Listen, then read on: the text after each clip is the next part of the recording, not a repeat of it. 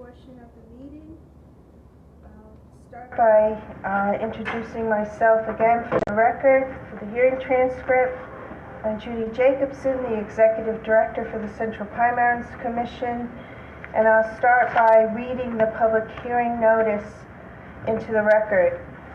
Notice of public hearing pursuant to New York State Conservation Law, Article 570121, Paren 13. Notice is hereby given that the Central Pine Planning and Policy Commission will hold a public hearing on Wednesday, April 20th, 2022 on the matter of the Supplemental Draft Generic Environmental Impact Statement for the Central Pine Barrens Comprehensive Land Use Plan Amendments. The proposed action is the Supplemental Draft Generic Environmental Impact Statement for the Comprehensive Land Use Plan Amendments. A secret classification, it's a Type 1 action. A positive declaration was adopted on April 15, 2015. A final scope was issued on February 17, 2016. A notice of completion for the SDGEIS was adopted on March 16, 2022. The lead agency is the Central Pine Barrens Joint Planning and Policy Commission. The location is Central Pine Barrens in the towns of Brookhaven, Riverhead, and Southampton, and the villages of Quogue and West Hampton Beach. And I'm listed as the contact person. The project description is pursuant to the regulations of Article 8 of the State Environmental Conservation Laws, State Environmental Quality Review Act, as found in 6 NYCRR Part 617. A supplemental draft generic environmental impact statement has been prepared for the proposed action. The public may provide comments in person or remotely via Zoom. Please see the Commission's website for the meeting agenda and Zoom information. And again, this is in the hearing notice. An SDGEIS has been prepared for the Comprehensive Land Use Plan Amendments. Amendments are proposed in 3 plan chapters in Volume 1 of the plan, including Chapter 4, Review Procedures and Jurisdiction, Chapter 5, Standards and Guidelines for Land Use, and Chapter 6, Pine Barrens Credit Program. Amendments in Chapter 4 clarify definitions based on past resolution and policies of the Commission and review, as well as add definitions of projects that achieve the threshold for development of regional significance. Amendments in Chapter 5 reorganize and consolidate similar provisions, refining, clearing, and open space requirements, and a requirement to set aside open space on project sites already cleared of natural vegetation. Chapter 6 amendments codify past practices and clarify application processes. The majority of amendments are ministerial changes, and then it goes on to identify the meeting location that'll be hybrid by Zoom, and the date and location April 20th at 3 p.m. at Riverhead Town Hall. And that the Zoom format is as per New York State Executive Order requirements. Said hearing may be adjourned from time to time. The deadline to submit written comments to the Commission is May 31st, 2022 at 12 p.m. Copies of the SDGEIS are available on the Commission website at pb.state.ny.us and for public inspection at the Commission office, 624 Old Riverhead, West Hampton Beach, New York, and also in public libraries of Hampton Bays, Longwood, Riverhead, West Hampton Beach, and Quogue, and in the town clerk and village clerk offices, including Brookhaven Town Hall, Riverhead Town Hall, and Southampton Town Hall, and Village of Quogue and Village of West Hampton Beach.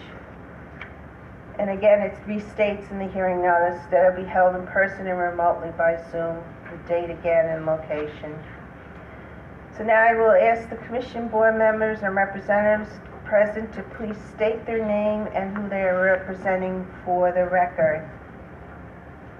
Ed Romaine, member of the Commission. Yvette Aguirre, member of the commission. Marty Shea, representing Southampton Town Supervisor Jay Schneiderman. Andy Freeling, representing Suffolk County Executive Stephen Boulon. Daniel McCormick, Riverhead Delegate, on behalf of Supervisor Aguirre, Town of Riverhead. Janice Scherer, also delegate for Town of Southampton. Thank you. We'll be starting off the hearing with a presentation by Julie Hargrave, who's the Policy and Planning Manager for the Commission, and she'll provide a brief overview of the plan amendments and the SDGEIS. After her presentation, there'll be the public comment portion of the hearing, where we will receive comments. There will be no back and forth question and answers. The format of this type of secret hearing is we will only be taking comments, and all comments will be responded to in a responsiveness summary that is prepared as part of the supplemental final generic environmental impact statement. Public comments will be handled by starting with the audience in person, then we'll go in order of speaker sign-in sheet. And I'll now turn it over to Julie Hargrave for her presentation. Thank you so much, Judy. I'll try to be brief and just go through the main, the essence of the plan amendments and the process that we're in right now. And I won't repeat, as Judy said, when the comments are due in writing, and if anyone has any of those questions, definitely contact us. So go to the goals and objectives of the Act. This slide recites the goals and objectives of the Act for the plan, including protection of the Pine Barrens ecosystem, including plant and animal populations, and the quality of surface and groundwater. Discourage piecemeal and scattered development, promote recreational and environmental educational uses consistent with the plan, and accommodate development in a manner consistent with the long-term integrity of the Pine Barrens. The Act states that once every 5 years, the Commission shall review and make amendments and update the generic environmental impact statement for the plan.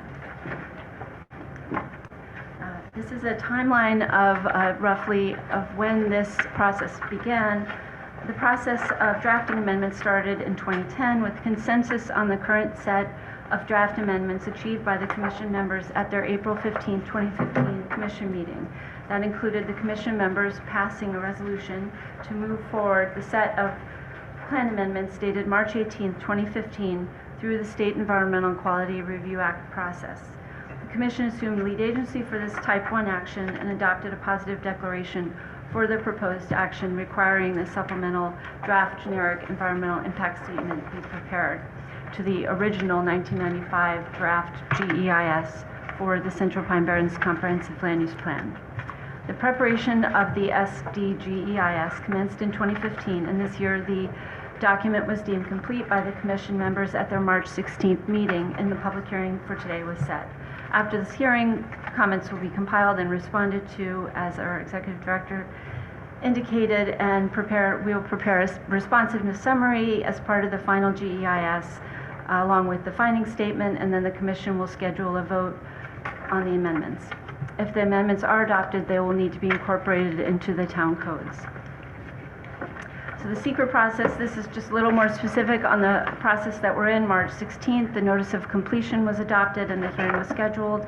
Today is the public hearing. The deadline is to receive written comments is May 31st at noon. Roughly in July, at the July meeting, July 20th, the Commission will have a preliminary draft final GEIS with the responsiveness summary. And in August, on August 17th, the notice of completion for the final GEIS, the notice to vote, has to be scheduled pursuant to the Pine Barrens Act, and the finding statement has to be prepared. And we believe on or about September 21st at your Commission meeting that the Commission could adopt the findings and vote on the amendments. And then the codes need to be amended. So the overview of the GEIS, the purpose of this process, again, is to evaluate the potential environmental impacts of the amendments, update the plan to reflect Commission policy and practice, and support the goals and objectives of the Act and the plan. We're going to just review some of the significant amendments in chapters 4, 5, and 6, and the secret process and the timeline to complete this process. So the planned amendments are largely ministerial or administrative in nature, and they include word or term additions to the text, combine and consolidate similar themes on water resources, open space, and character or scenic resources, insert references to the statute where applicable and current source information, and codify the policy and practice of the Commission, and reaffirm past decisions since 1993.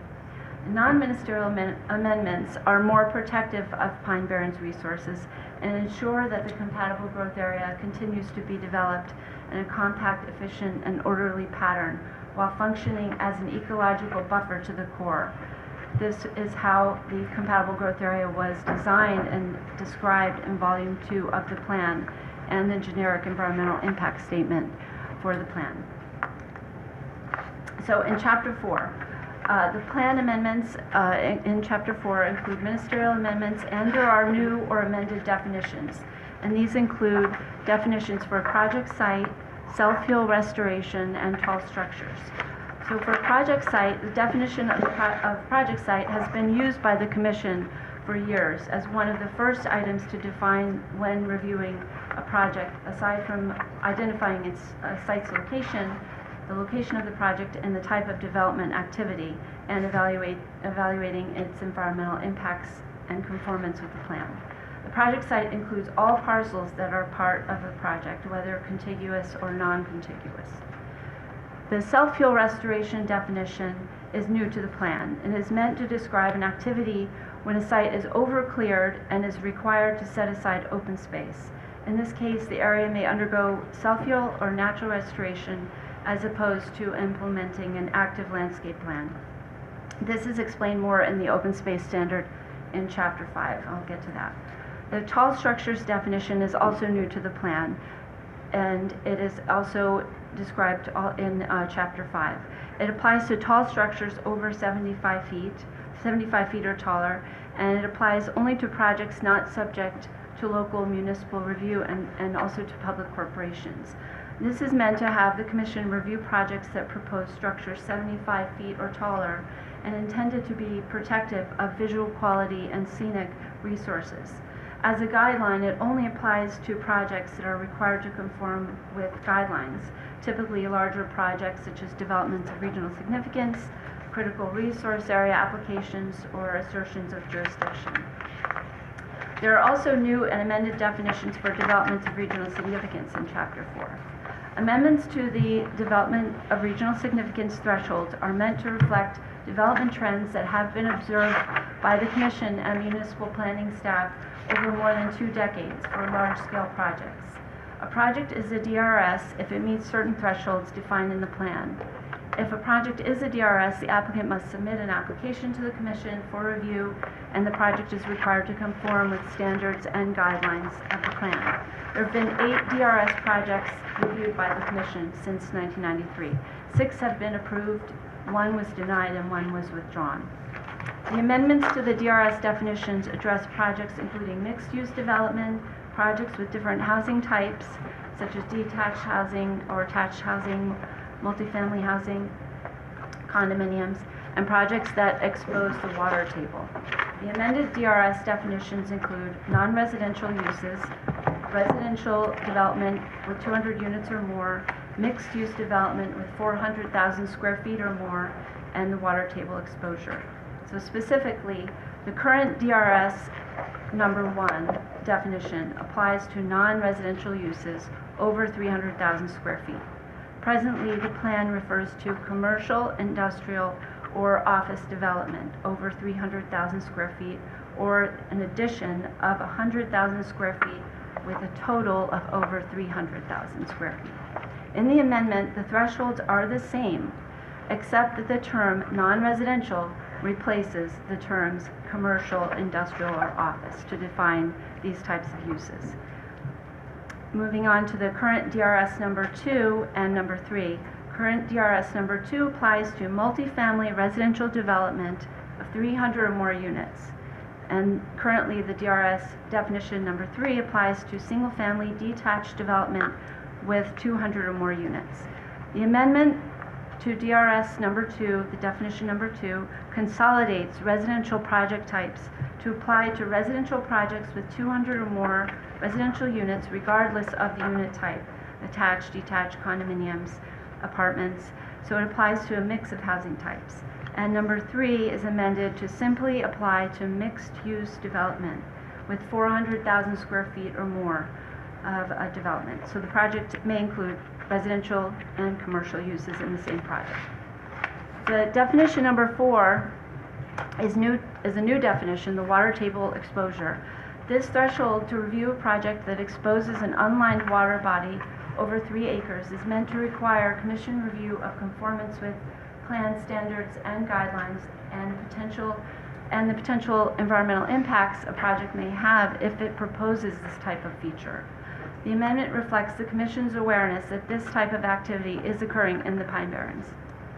It may include a pond over 3 acres on a residential or commercial property, or one associated with a non-residential use, such as a sand mine, or a type of recreational use.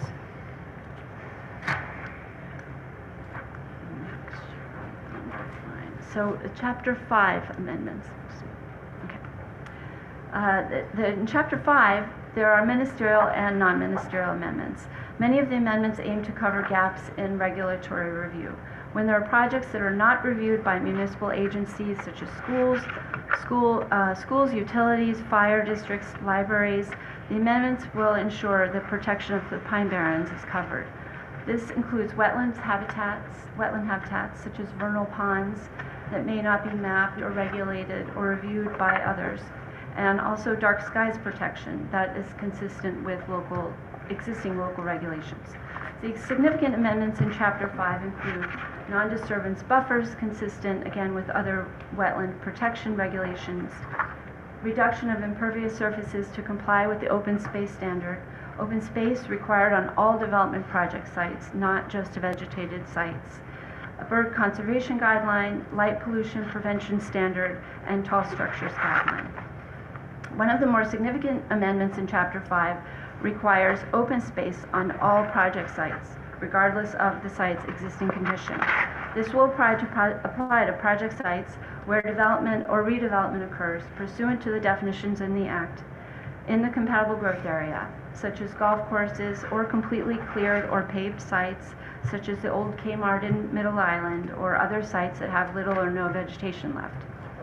The amendments include an update to the clearing limits table, Figure 5.1, to list the minimum open space requirement.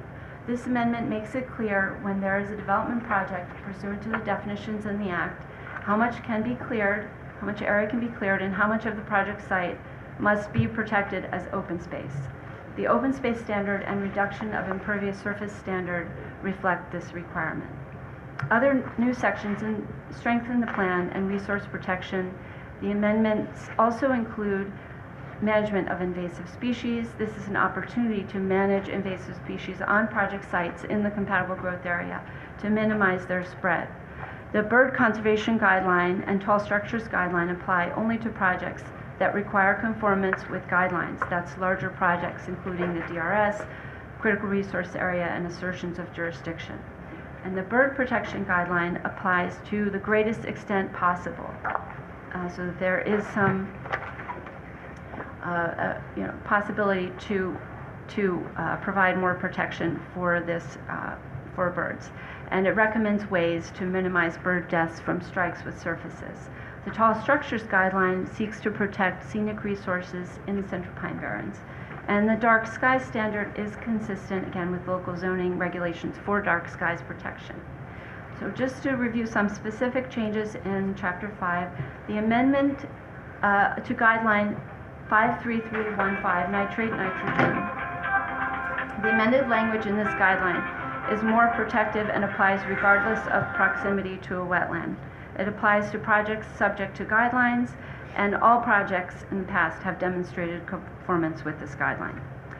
The amended standard 53341, non-disturbance buffers. Again, this amendment covers review where there's gaps in regulatory oversight, and this includes utility projects such as gas mains and electric lines, It protects vernal ponds and seasonal wetlands that are not mapped or regulated, and it requires unmapped or unregulated wetlands to be delineated and mapped by the applicant and identified in the site plan or survey and buffered for their protection. It supports the protection of wetland resources and Pine Barrens ecosystems, and it is consistent with other wetland protection regulations. There's an example of this where the LIPA received a core hardship. It was granted by the Commission in 2008. So just moving on to in Chapter 5, some specific standards that we wanted to highlight. The amendment to the 5336, the Coordinated Design for Open Space, Habitat, and Soil Protection. The amendments to this section offer a comprehensive approach to open space protection and clarify clearing and open space requirements. They refine the clearing standard and define open space as a corollary to the clearing standard. The plan presently requires uncleared natural open space to remain after the clearing limit standard is applied. The non-residential use zoning district clearing limit for commercial, industrial, and mixed uses is reduced in the amendments from 65 to 60%. This limit applies to state and public corporations as well. It is limited in scope and benefits the Pine Barrens. It allows non-residential use clearing limit to align more closely with a clearing limit that applies to the land use rather than the zoning category. It provides flexibility if a non-residential use, such as a school or fire district, is on a site in a residential zoning district. For example, the Commission reviewed and granted a compatible growth area hardship for PSEG to expand its West Bartlett substation on a 3.9-acre site in Middle Island. The request was to clear from a restrictive limit of 25% in the 5-acre residence zoning district to 53%, and that was granted. It allows facilities to meet the growing needs of communities they serve and accommodate the need for facilities that serve the public. This balanced approach allows public and state corporations such as schools or fire districts to use a 60% clearing limit rather than a more restrictive residential zoning category limit. The amended standard 53362 and the update to figure 5.1, including the percentage of open space required, this was designed, the CGA was designed to serve as a buffer to the core and retain the integrity and essential character of the Pine Barrens, water resources, and ecological and cultural resources. Open space in CGA was meant to function as an ecological buffer as per the GEIS and Volume 2. And some of the continuing on the Chapter 5 amendments, just a couple more. The invasive plant species mitigation section and guideline. This is a new guideline that applies to sites that set aside 10 acres or more of open space. An applicant may remove invasive species as mitigation on no more than 2 acres. There's a range of restoration methods allowed, including self-heal restoration. And a 3-year maintenance plan is required in this guideline, and it only applies to large projects that are subject to guidelines, including DRS, critical resource area, and insertions.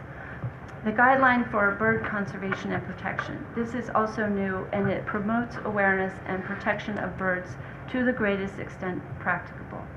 The bird conservation guideline and tall structures guidelines apply only to projects that require conformance with guidelines. Again, larger projects, and it applies to the greatest extent possible by reducing the extensive window surface area of glass, reducing reflections, angling, reducing light, and guide wires, all of which contribute to bird mortality. The new standard for light pollution prevention is consistent with other dark skies regulations. It applies to projects not subject to municipal review, such as schools, libraries, fire districts, utilities, and it complements existing regulatory requirements in the Pine Barrens and creates consistency in the Pine Barrens landscape. The tall structures guideline and tall structures and scenic resources is also new, and it applies to public corporations and projects not subject to local review. It protects the visual quality of scenic resources in the Pine Barrens and encourages the reuse of existing tall structures. So on to Chapter 6. I'm sorry. Okay. The changes to Chapter 6, the Pine Barrens Credit Program, are ministerial. They encourage intermunicipal redemptions. They indicate that credits may not be used in the core. The core is a sending area, not a receiving area for Pine Barrens credits. If a violation exists, an applicant must resolve the violation first before credit certificates can be issued. Redemption of credits is permanent and irrevocable. The changes reflect timeframes to review a credit appeal, clarify the allocation of credits on parcels on limited access roads, and round up the fractional Pine Barrens credits to 1/100th of a credit. So in summary, again, the environmental review, the EIS before you has identified no significant adverse environmental impacts. The plan amendments are generally ministerial or administrative in nature. The non-ministerial changes ensure continued protection of the Pine Barrens resources. The amendments continue to support and accommodate compact, efficient, and orderly development in the compatible growth area, while balancing the protection of water and ecological resources in the Central Pine Barrens and maintaining the essential character of the Pine Barrens environment. The amendments can be traced to the goals and objectives of the Act and the plan, and reflect past and current practice and policy of the Commission established since the Act in 1993 and in decisions and resolutions adopted since then. Overall, the amendments aim to continue to accommodate compact, efficient, and orderly development while balancing protection of water and ecological resources in the Pine Barrens. So thank you for your attention today, and a reminder that the EIS is posted on the website. And if you have trouble finding it, please let us know. And the deadline to submit written comments is May 31st at noon. Thank you. Thank you. Okay, we will go now to the public comment portion of the hearing. Is there anyone on the speakers list? While she's getting that, for those that wish to provide public comment, we ask that you try to limit to 3 minutes. If you have lengthy comments, please try to submit them to us in writing instead of reading through very long comments. It would be appreciated to summarize and then submit. You can submit public comments in writing to info@pb.state.ny.us.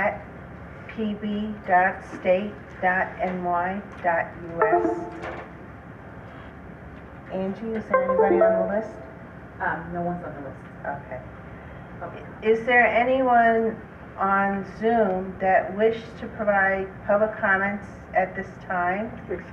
And that's John Turner.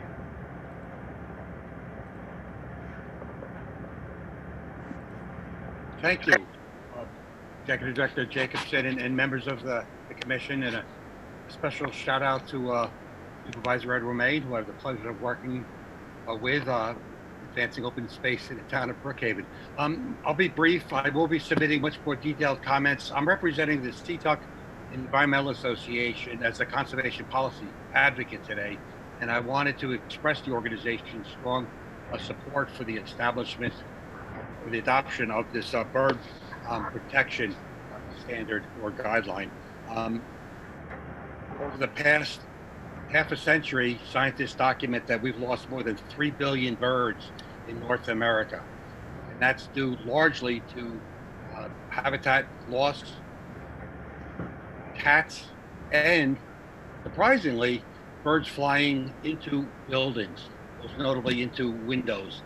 Birds do not see windows for what they are, and a 2019 study documented that between 365 million to upwards of nearly 1 billion birds in North America alone die annually flying into windows, either at your house, office parks, or to a lesser extent, skyscrapers in places like New York City.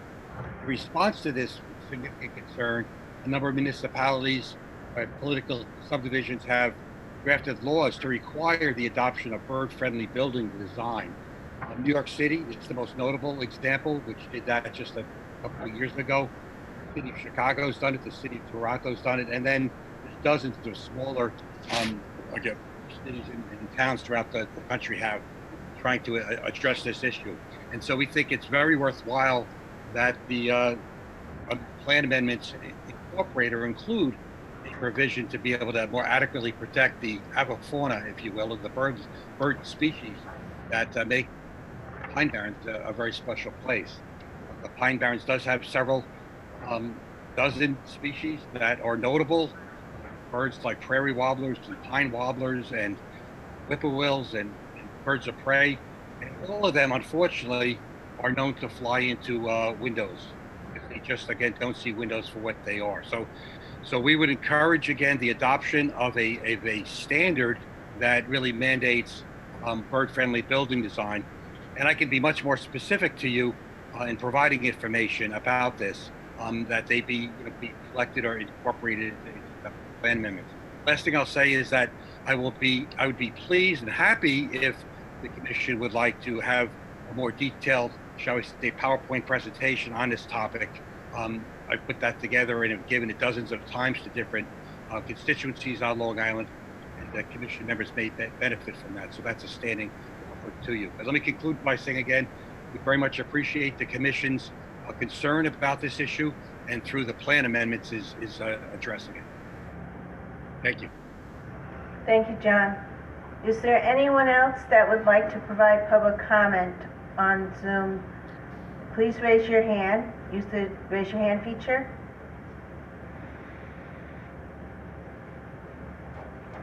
We have no one. No one. Okay. Anyone here present that wants to speak?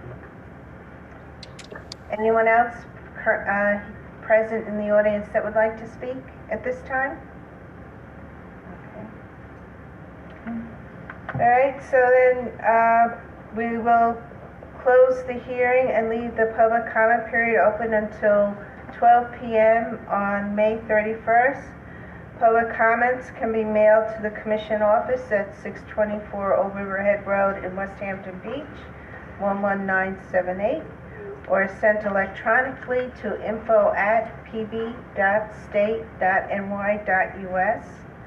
Once the comment period is closed, a responsiveness summary will be prepared to address all public comments received, and then that will become a part of the draft supplemental FEIS prepared by staff, which will likely be available sometime in July or August. Then the commission would likely, at that point, decide whether to adopt the plan amendments, which would be probably sometime early fall in September. So at this point, this concludes the hearing. Make a motion to adjourn. I'll second. All in favor? Aye. Any opposed? Motion carried unanimously. Thank you, everyone.